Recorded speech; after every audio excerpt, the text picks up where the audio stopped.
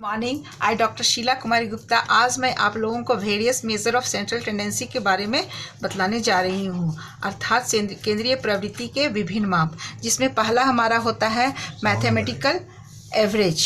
Mathematical average अर्थात गणितीय माध्य।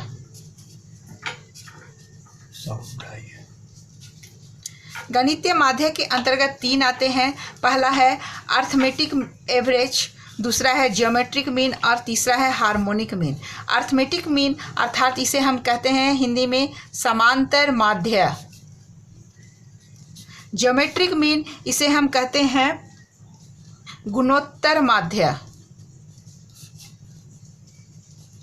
और तीसरा हमारा है हार्मोनिक मीन, इसे कहा जाता है हरात्मक माध्य। दूसरा हमारा होता है पोजिशनल एवरेज अर्थात स्थिति संबंधी माध्य।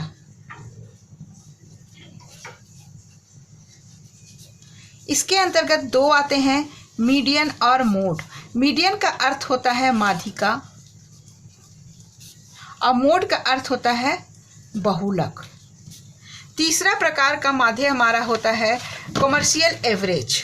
कॉमर्शियल एवरेज के अंतर्गत तीन होते हैं। फर्स्ट है मूविंग एवरेज, सेकेंड है cumulative progressive average and third है कंपोजिट एवरेज। इन तीन प्रकार के माध्य में हम सब अर्थमेटिक माध्य में के बारे में हम जानेंगे आज। अर्थमेटिक एवरेज किसे कहते हैं, अर्थमेटिक मीन किसे कहते हैं। द अर्थमेटिक एवरेज और mean is the quotient obtained by dividing the sum of all the values of the item in a series by their number. फिर से मैं एक बार रिपीट कर देती हूँ कि समांतर माध्य किसे कहते हैं। द अर्थमेटिक एवरेज और mean is the quotient obtained by dividing the sum of all the values of the item in a series by their number। इसे हिंदी में हम कहते हैं समांतर माध्य वह भागफल है जो किसी सम्मक श्रेणी के समस्त पदों के मूल्यों के योग को उनकी संख्या से भाग देने पर प्राप्त होता है। फिर से एक बार, समांतर माध्य वह भागफल है जो किसी सम्मक श्रेणी, सम्मक अर्थात आंकड़े, श्रेणी के समस्त पदों के मूल्यों के योग को उनकी संख्या से भाग देने पर प्राप्त होता है। परिभाषा आप जान गए होंगे। अब हम मेथड ऑफ कैलकुलेटिंग मीन देखेंगे, अर्थात समांतर माध्य निकालने की कौन कौन सी विधियां हैं। तो समांतर माध्य निकालने की तीन विधियां हैं। पहला है डायरेक्ट मेथड, दूसरा है शॉर्टकट मेथड और तीसरा है स्टेप डिविएशन मेथड। तो डायरेक्ट मेथड इसे हिंदी में कहते हैं प्रत्यक्ष विधि। सेकेंड है शॉर्टकट मेथड, इसे कहा जाता है लघु रीति विधि। और थर्ड है step deviation method. Step deviation method इसे कहा जाता है पद विचलन विधि। तो आज हम इस सब के बारे में तो पूरा नहीं ही देख पाएंगे, तो आज हम डायरेक्ट मेथड के बारे में, या फिर हम कह सकते हैं कि हम लोग एक क्वेश्चन हल करके देखते हैं और मीन निकालने का। तो सबसे पहले हम ये मीन निकालने के लिए इनके फॉर्मूला के बारे में मैं थोड़ा सा रिमाइंडर करवा देना चाहती हूँ। डायरेक्ट मेथड, समांतर माध्य को का सिंबल होता है एक्स बार, इसे हम दिखलाते हैं एक्स बार से।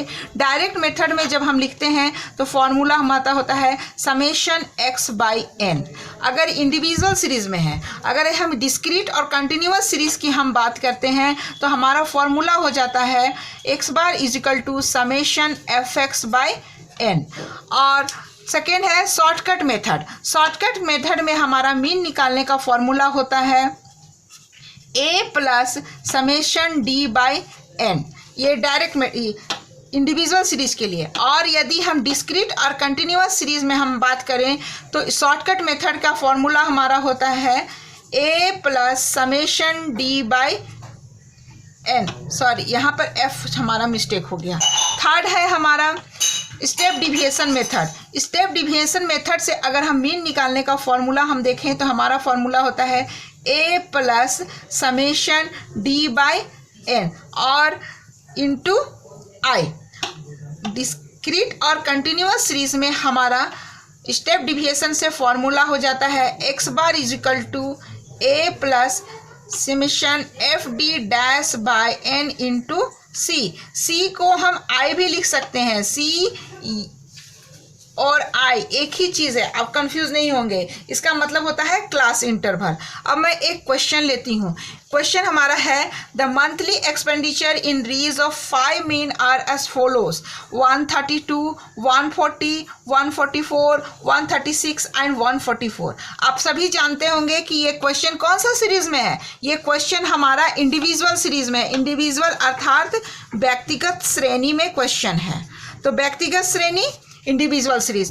तो इंडिविजुअल सीरीज का हमने फॉर्मूला यहाँ पर क्या बताया है, डायरेक्ट मेथड में X bar is equal to summation X by N, shortcut में A plus summation D by N, and step में A plus summation D dash by N into C. तो आज हम लोग इसी क्वेश्चन को हल करके देखेंगे, जबकि ये क्वेश्चन आप लोग जानते ही होंगे, पर पुनः आगे बढ़ने के लिए, चैप्टर को आगे बढ़ाने के लिए हमें ये क्वेश्चन देखना आवश्यक है। अब हमारा क्वेश्चन, जैसे कि हमारा क्वेश्चन कहता है 5 व्यक्तियों हैं जिसके रुपये कितने हैं, 132 है, 140 है, 144 है, 136 एंड 148 है। तो हम अगर डायरेक्ट मेथड से हम क्वेश्चन को हल करना चाहते हैं, तो डायरेक्ट मेथड से मीन निकालना है, तो हमको क्या करना होगा, हमारा formula summation X by N होता है। तो समेशन एक्स करने के लिए हम क्या करेंगे, सबसे पहले इन सभी को हम क्या कर देंगे, जोड़ देंगे।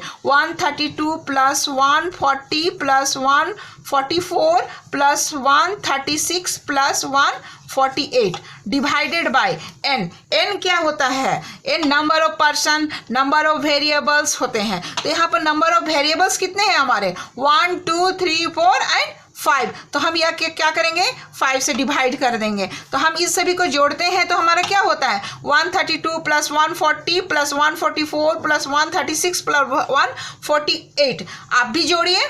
तो आप जोड़ेंगे तो हम लोग क्या पाते हैं, इनको पुनः जोड़ने पर हम लोग यहाँ पर पाते हैं 700 डिवाइडेड बाय 5। अब हम लोग आसान है, इसे हम लोग क्या करते हैं, कट कर देना है। कट करने पर हम क्या पाते हैं, 7 का टेबल आप 5 में कितना बच जाएगा, 1 बढ़ जाएगा, 2 बचा, 20 हो गया, 20 में कितना हुआ, 4 हो गया, ये 0 हो गया। तो हमारा आंसर क्या हो गया, 140।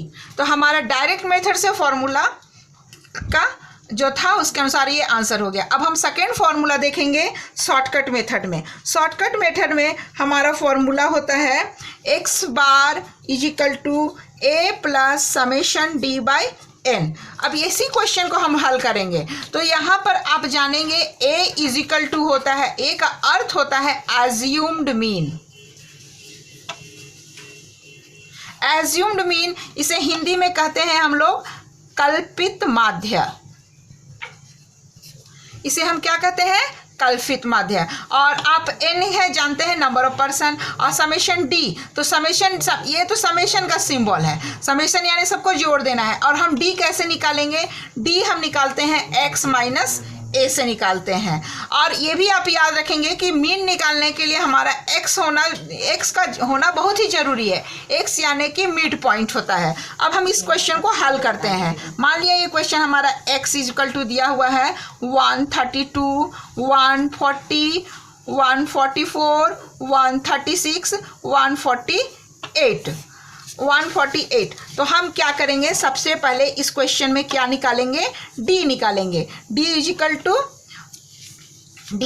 हमारा क्या होता है, एक्स माइनस ए। तो एक्स हम लोग जानते हैं कि ये है, ए हम कल्पित होता है, एज्यूम्ड होता है। तो ये ए जो है हम किस में से लेंगे, ये ए हम लोग इसी एक्स में से लेते हैं। इस एक्स में से हम किसी को भी ले सकते हैं, वो 132 भी हो सकता है, 140 भी हो सकता है, 144, किसी से भी लेंगे हमारा आंसर एक ही आएगा, कहीं कोई मिस्टेक नहीं होगी। तो यहाँ पर हम लोग मोटा अधिकांशतः ए लेते हैं बीच का अंक को। तो मैं यहाँ पर बीच में 144 है, तो ए हम क्या ले रहे हैं, 144। तो हम पहला निकालते हैं, एक्स हमारा क्या है, 132 है, और ए कितना है, 144। अगर हम इसको माइनस करते हैं 132 माइनस 144, तो कितना होगा, हमारा होगा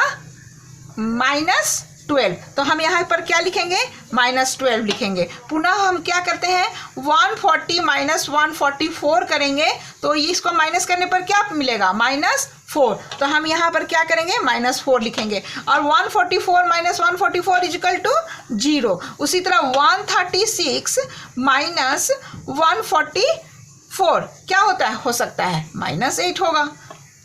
उसके बाद हमारा 148 - 144 = क्या होगा, +4। तो हम यहाँ पर +4 कर देंगे। अब हमको क्या करना है, फॉर्मूला में हम देखेंगे क्या है, समेशन डी है। तो समेशन डी हम यहाँ लिखेंगे, लिखना जरूरी है। ये नहीं कि केवल हम कर दिए और छोड़ दिए, ऐसा नहीं है, लिखना हमको यहाँ पर लिखना बहुत जरूरी है, समेशन डी। तो अब हम यहाँ पर क्या करेंगे, सबको जोड़ेंगे। तो क्या हम लोग पाते हैं, -12 है, -4 है, -8 है, +4 है। तो हम लोग सबसे पहले माइनस को एक साथ रखते हैं। तो माइनस हम एक साथ रखेंगे तो हमारा क्या होता है, -12 -4 -8, तो क्या हो जाएगा, -24। और ये क्या है, +4। तो हम यहाँ पर क्या करेंगे, प्लस माइनस क्या होता है, प्लस माइनस होता है। तो हम लोग 24 में से 4 हटा देंगे तो क्या हो जाएगा, 20 हो जाएगा। और चिन्ह हमारा किसका लगता है, माइनस का लगेगा। क्यों माइनस का लगेगा, इसलिए क्योंकि जो बड़ा होता है। तो यहाँ पर हमारा माइनस का चिन्ह लग गया। तो समेशन डी = क्या हो गया, -20। हम लोग ये हल कर लिए। अब ये जो हमारा वैल्यू निकला है इसको हम फॉर्मूला में रखेंगे। हमारा फॉर्मूला क्या है, x बार = a + ∑d/n। तो हमारा a हम लोग एज्यूम कितना लिए थे, 144 लिए थे, प्लस ∑d हमारा कितना आया है, -20, और n हमारा कितना है, 5। अब हम इसे हल करते हैं। 144 ये प्लस है, ये माइनस है, तो प्लस माइनस कितना हो गया, माइनस हो गया यहाँ पर। और ये 20/5 हो गया। अभी ये 5 कितना बढ़ गया, 4 बढ़ घटा। तो 144 - 4 = कितना हो गया, 140। तो यहाँ पर हमारा आंसर कितना निकल गया, मीन का आंसर 140 आंसर आ गया। आपको समझ में आ गया। तो आप थोड़ा सा 1-2 क्वेश्चन इस तरह का बनाइएगा, देखिएगा। नहीं समझ में आता है तो फिर कमेंट कीजिएगा। हम पुनः क्लास में इसको रिपीट करने का कोशिश करेंगे। फिर हम लोग नेक्स्ट क्लास में देखेंगे कंटिन्यूअस सीरीज में मीन निकालने का। ठीक है, thank you for watching my video. Please like and subscribe.